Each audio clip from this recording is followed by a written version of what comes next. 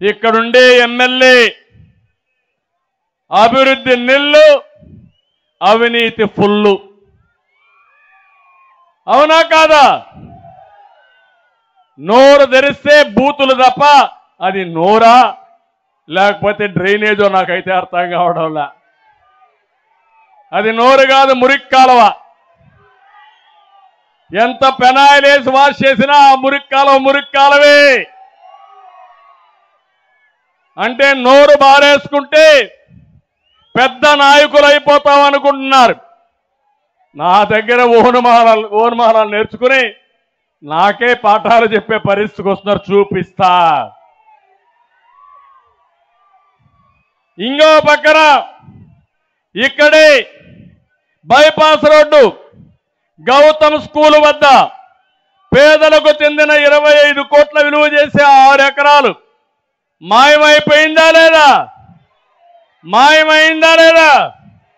దీనిపైన చర్యలు అవసరమా లేదా? గుడ్లవల్లేరుల మండలంలో, నందివాడ మండలంలో పుట్టగుంటలో మట్టికి రెక్కలు వచ్చాయి. పెద్ద పెద్ద మాఫియాలు వచ్చారు. దాంట్లో కూడా దోచేసే పరిస్థితికి వచ్చారు. అడ్డు లేదు, ఆపో లేదు. ఎమ్మెల్యే వేధింపులతో అతను అనుచరుడే వంకా విజయ్ ఏమయ్యాడు తమ్ముడు? ఆత్మహత్య చేసుకున్నాడా లేదా? రైలు కింద పడి వీళ్ళ భయంకరమైన టార్చర్ తట్టుకోలేక తమ్ముడు ఉండండి, బతకలేక ఎక్కడికక్కడ ఆత్మహత్యలు చేసుకునే పరిస్థితికి వచ్చాడు. గుడివాడలో వైశ్య వర్గానికి చెందిన పెదమల్ల ఆంజనేయులకి చెందిన షాపింగ్ కాంప్లెక్స్ ఎమ్మెల్యే మనుషులు బలవంతంగా రాయించుకోవడంతో మనస్తాపంతో ఆయన ఆత్మహత్య చేసుకున్నాడు. మనం టిట్కో ఇళ్లు కట్టాం, రోడ్లు వేసాం, బిల్డింగ్లు కట్టాం, సాగునీరు తెచ్చాం. వీళ్ళు గంజాయి, పేకాట, క్యాసినోలు, హింస, ఎక్కడికక్కడ రౌడీజం ఇవన్నీ తీసుకొచ్చారు. ఎప్పుడు కూడా గుడివాడ మంచికి మారు పేరు. చరిత్ర సృష్టించిన యుగ పురుషులు పుట్టిన ప్రాంతం ఇది. అలాంటి ప్రాంతంలో ఇలాంటి వ్యక్తులు వస్తే ఏ విధంగా ప్రజలు మనల్ని అర్థం చేసుకుంటారో గుర్తుపెట్టుకోవాలి. ఈ గుడివాడలో ఉండే ప్రజలందరికీ పిలిపిస్తున్నా, మీకు ప్రధాన సమస్య ఎమ్మెల్యేనే ఇక్కడ. అలాంటి ఎమ్మెల్యేని చిత్తుగా ఓడించి రాబోయే రోజుల్లో ఈ గుడివాడ ప్రక్షాళన చేసే బాధ్యత మీ పైన ఉందని చెప్పి నేను మీకు తెలియజేస్తున్నా. ఇక్కడే కొడాలి చెప్తున్నా, పిచ్చ ఆటలు వేయద్దు.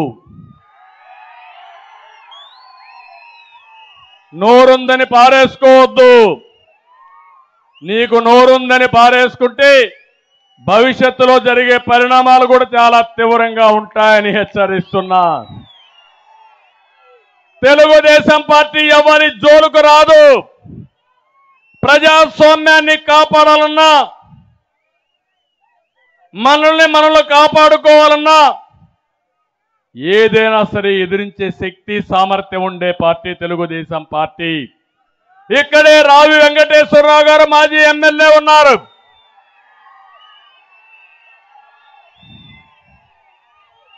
రావి శోభనాద్రి ఎన్టీ రామారావుకి 83లో మొదటి ఎన్నికల్లో ఎలక్షన్ ఏజెంటు.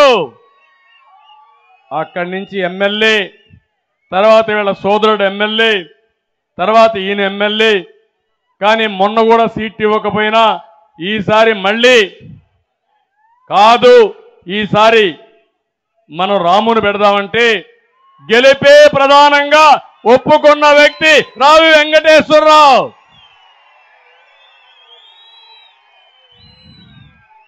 ఇప్పుడు అదే మాదిరిగా రాము కూడా వచ్చాడు ఇక్కడికి. రాము వెంకటేశ్వరరావు ఇద్దరు కలిసి ఇక్కడ ఎమ్మెల్యేని ఎక్కడికి పంపిస్తారా లేదా అని మిమ్మల్ని అడుగుతున్నా. చేస్తామని గట్టిగా చెప్పండి కూడా చెప్పండి. ఇక్కడుండి జనసేన తెలుగుదేశం పార్టీ నాయకులకి కార్యకర్తలకు పిలిపిస్తున్నాం. అహంభావంతో విర్రవీగే వ్యక్తుల్ని చిత్తుగా ఓడించడం కాదు, చరిత్రహీనులుగా కాలగర్భంలో కలిసిపోయేట్టుగా చేయాల్సిన బాధ్యత మీ అందరిపైన ఉందని చెప్పి నేను మీకు తెలియజేస్తున్నా. ఇప్పుడు నేను చెప్పిన మాటలు ప్రతి ఒక్క ఇంటికి మీరు తీసుకెళ్ళాలి. ప్రతి ఒక్క వ్యక్తి తలుపు తట్టే పరిస్థితి మీరు ఉండాలి. ఇది నా కోసరం కాదు, పవన్ కళ్యాణ్ కోసరం కాదు, తెలుగుదేశానికి కాదు, జనసేనకు కాదు, ప్రజాహితం కోసరం, మీ అందరి భవిష్యత్తు కోసరం, భావితరాల భవిష్యత్తు కోసరం అని చెప్పి నేను మీకు తెలియజేస్తున్నా. అందుకే పిలిపించారు, రా కదలి రాని. ఈ పిలుపు ఒక ప్రభంజనంగా మారాలని మరొక్కసారి కోరుకుంటున్నా.